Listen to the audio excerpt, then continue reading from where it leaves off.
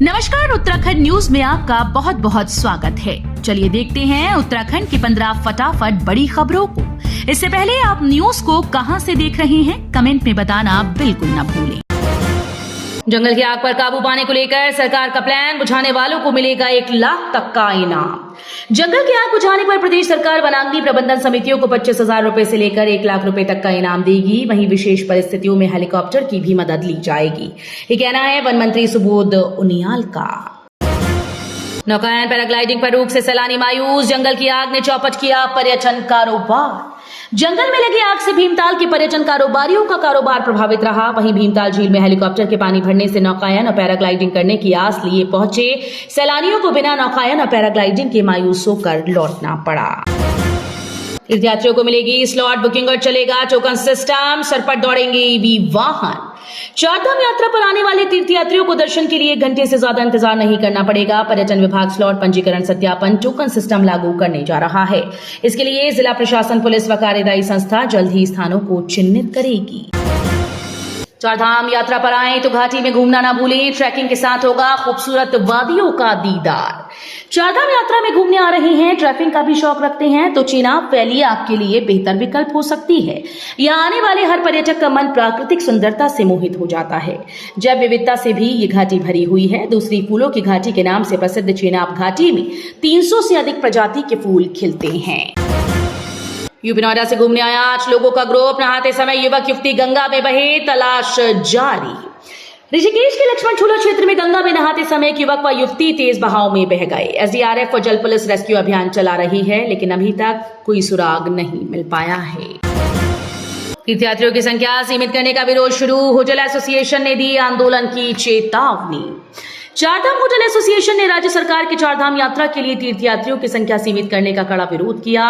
रविवार को प्रेस वार्ता करते हुए एसोसिएशन के अध्यक्ष अजय पुरी ने कहा कि पिछले साल की तरह इस बार भी सरकार ने चारधाम, यमुनोत्री, गंगोत्री, केदारनाथ व बद्रीनाथ के लिए प्रतिदिन दर्शन करने वाले तीर्थयात्रियों की संख्या सीमित करने का निर्णय लिया है, जिससे चारधाम यात्रा से जुड़े पर्यटन व्यवसायियों में निराशा का माहौल है। ट्रॉली से नदी पार करने के खतरे से मिलेगी मुक्ति, 28 जगह पर पुल बनाएगा लोनीवी।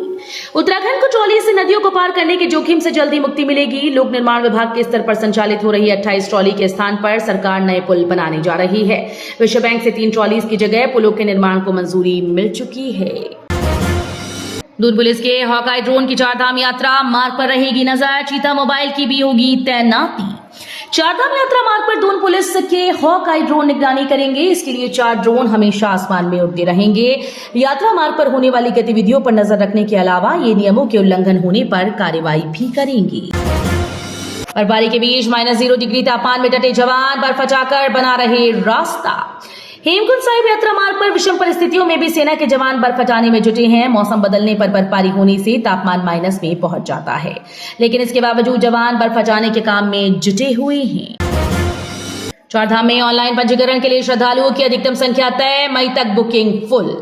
केदारनाथ, बद्रीनाथ, गंगोत्री, यमुनोत्री की यात्रा करने के लिए श्रद्धालुओं में भारी उत्साह है। अब तक 16 लाख से अधिक श्रद्धालुओं का पंजीकरण हो चुका है।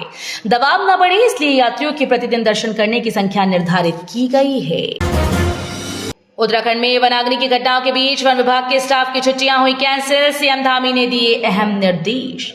उत्तराखंड में फायर सीजन की शुरुआत होने से पहले ही जंगलों में आग की घटनाएं देखने को मिलने लगी थीं और अब हाल ये है कि वनाग्नि की घटनाओं ने विकराल रूप ले लिया।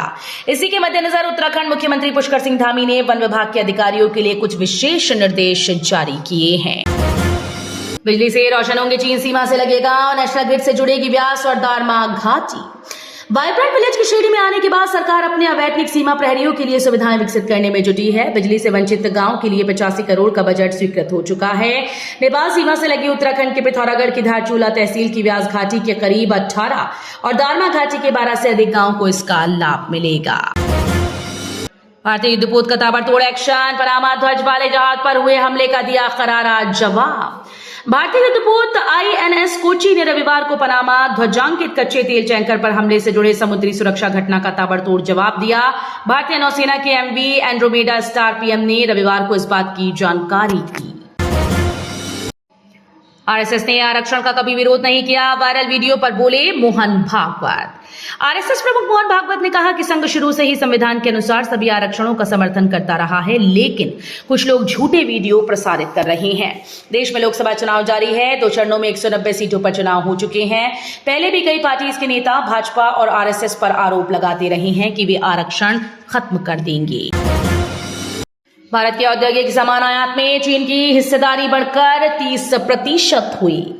GTRI ने कहा कि चीन के साथ बढ़ता व्यापार घाटा चिंता का विषय है और इस पर निर्भरता के रणनीतिक निहितार्थ गहरे, जो न केवल आर्थिक बल्कि राष्ट्रीय सुरक्षा आयामों को भी प्रभावित करते हैं। रिपोर्ट में कहा गया कि 2019 से 24 तक चीन को भारत का निर्यात सालाना लगभग $16 अरब। तो ये थी उत्तराखंड की 15 बड़ी खबरें। रोजाना ऐसे ही सबसे पहले अपडेट पाने के लिए चैनल को सब्सक्राइब करना बिल्कुल ना भूलें। साथ ही वीडियो को लाइक भी कर दें। धन्यवाद।